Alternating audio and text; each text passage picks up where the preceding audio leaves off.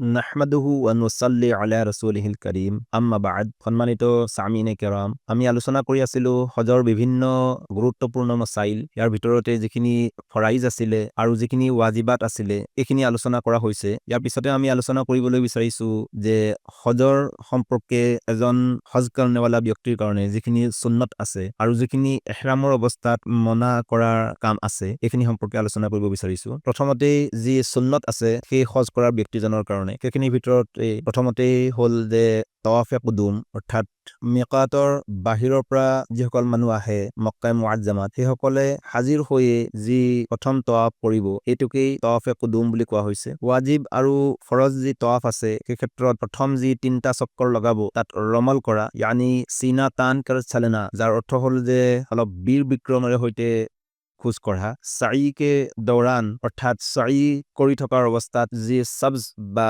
সেউজীয়া যিবিলাক পোষ্ট থাকিব, লাইট থাকিব, সেই অৱস্থাত পুৰুষসকলৰ কাৰণে অলপ দৌৰি যোৱাৰ নিচিনাকে যোৱা। আয়ামে কুৰবানী, অৰ্থাৎ কুৰবানীৰ দিনকেইটাত এক ৰাতি মিনাত কিয়াম কৰা বা থকা।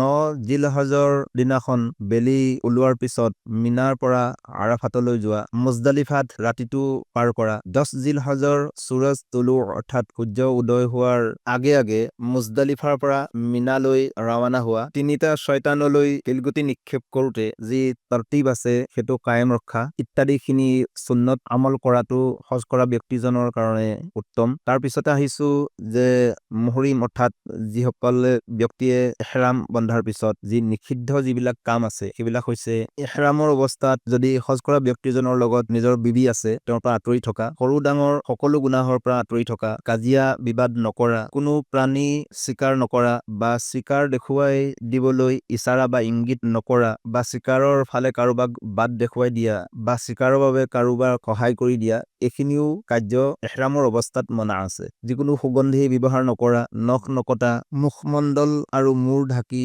নোলোৱা, মূৰৰ চুলি দাঢ়ি বা শৰীৰৰ কোনো নোম নকটা, সৰুৱা বা উঘালিও নেপেলোৱা, চুলি নাইবা দাঢ়ি সুগন্ধি নলগোৱা, কুৰ্তা পায়জামা, পাগৰি, টুপি, মোজা আদি চিলাইযুক্ত কাপোৰ আৰু সুগন্ধিৰে ৰং লগোৱা কাপোৰ নিপিন্ধা ইত্যাদি কামবিলাক ইহৰামৰ অৱস্থাত ব্যক্তিজনৰ কাৰণে কৰাটো অনুচিত। ইয়াৰ উপৰিও ইহৰাম বন্ধাৰ পিছত মুহৰিম যিসকল আছে সেইসকলে প্ৰত্যেক নামাজৰ পিছত উচ্চ স্তৰে তালবিয়াহ পাঠ কৰিব লাগে। কোনো ওখ ঠাইত উঠাৰ সময়ত বা তললৈ নমাৰ সময়ত আৰু কোনো আৰোহীৰ লগত সাক্ষাৎ কৰোঁতেও তালবিয়াহ পাঠ কৰিব লাগে। তালবিয়াহ পাঠকাৰীক সালাম দিয়া মাকৰুহ, পিছে কোনোবাই সালাম যদি দিয়ে তেতিয়াহ'লে তাৰ উত্তৰ দিয়া জায়েজ আছে। এতিয়া আহিছোঁ জিনায়াতৰ যি তাফসিল আছে এই সম্পৰ্কে আলোচনা কৰিব বিচাৰিছোঁ। ইহৰামৰ অৱস্থাত যিখিনি মনা কৰা কাৰ্য আছে সেইখিনিক যদি কোনোবাই কৰি লয় তেতিয়াহ'লে সেই অৱস্থাত জিনায়ত বুলি কোৱা হৈছে। আৰু এনেকুৱা ধৰণৰ ভুল বা গলতিবিলাকৰ যেতিয়া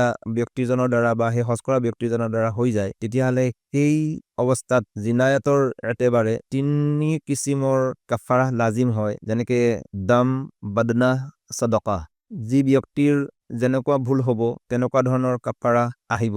গতিকে দমৰ মিকদাৰ হ'ল এটা বকৰি বা বকৰা, দুম্বা, ভেড়া ইত্যাদি। বদনাহৰ মিকদাৰ হ'ল উট, গৰু, ম'হ ইত্যাদি। আৰু সদকাৰ মিকদাৰ হ'ল সদকায়ে ফিতৰৰ সমান। গতিকে মনত ৰাখিব লাগে যে হজ আৰু উমৰাহ কৰাৰ ক্ষেত্ৰত যি দম ৱাজিব হৈ যায় ইয়াৰ কাৰণে সেই জন্তুটো হৰম শৰীফৰ ভিতৰতেই জবেহ কৰিব লাগে। বেলেগ জাগাত জবেহ কৰাটো দুৰুস্ত নহয় আৰু ইয়াৰ গোস্ত একমাত্ৰ ফকিৰ বা যিসকল মিসকিন আছে সেইসকলে খোৱা জায়েজ আছে। মালদাৰ যিসকল ব্যক্তি আছে সেইসকলৰ কাৰণে খোৱাটো উচিত নহয়। গতিকে আমি যিমানখিনি কথা আলোচনা কৰিলোঁ আজিলৈকে 3টা এপিসোডত এইখিনিৰ ওপৰত আল্লাহ তবাৰক ও তাআলাই আমাক সকলোকে আমল কৰাৰ তৌফিক দান কৰক। আৰু যিসকল ব্যক্তিয়ে এবাৰ হজ কৰিবলৈ ওলাইছে তেখেতলোকৰ হজকো আল্লাহ তবাৰক ও তাআলাই কবুল কৰি লওক আৰু সেইসকলৰ উচিলাতে আমাকো আল্লাহে কবুল কৰক। আমিন। আসসালামু আলাইকুম ওয়া ৰাহমাতুল্লাহি ওয়া বাৰাকাতুহু।